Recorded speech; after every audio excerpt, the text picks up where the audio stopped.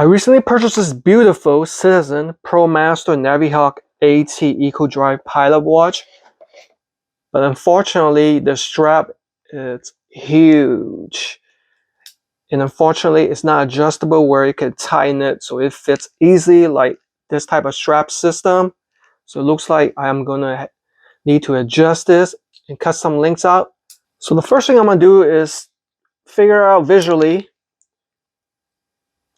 how many straps or links I want to remove. So let's go ahead and start off small.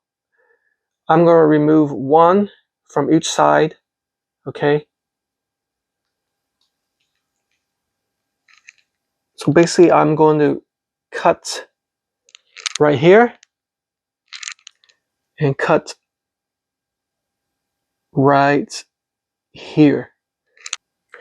Now before we begin to actually cut or remove any parts, it's good to use a cloth so you can prevent any pin from getting loose or bouncing out of the way. And it's nice to take some pictures so you know how it originally was assembled, so you know which part belongs where. Alright, so I'm going to use one of these small push pins to press here and here to remove the original clasp. Okay, so I'm going to start out here. I believe you simply press in here until it releases. I think it's a release system.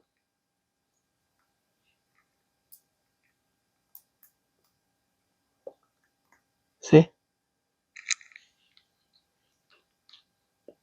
Here, that's better. Turn on some light. Okay, so remember it's that orientation. Okay, and then we're going to remove these pins from here. Keep that in a good place because eventually we're going to need to reinstall that. Okay. So like I mentioned, I'm going to start off small. I'm going to cut one piece right here, one piece right here. I probably need more, but I just want to play it safe because it won't be a reversible process if I cut too much.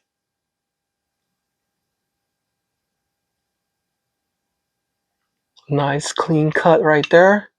Trying to do my best. A nice clean cut right there.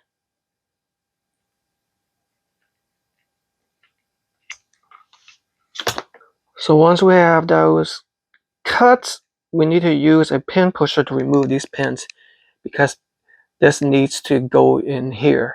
Okay, so using this is very easy. You simply line it up, and this has an adjustment wheel so you can increase the elevation so it's lined up like that.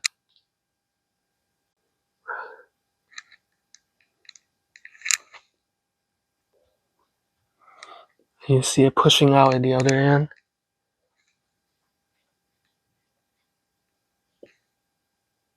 So when it's pushed out, you simply use a hand to remove it. Or another push. Comes out easily like that. And we're going to repeat the process for the other side. Alright, so I know this is still too loose. I think I'm going to remove another link. Plus I have these, I think I had it upside down, the clasp. So let's go ahead and cut another link off.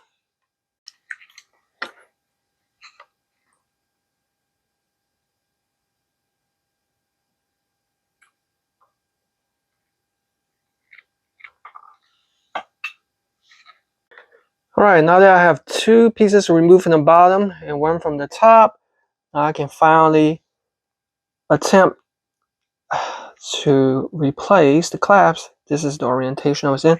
And I just noticed that here, slight adjustability. I can go to the inner slot versus the outer one. So that's something that I discovered right there. This might be a little bit tricky.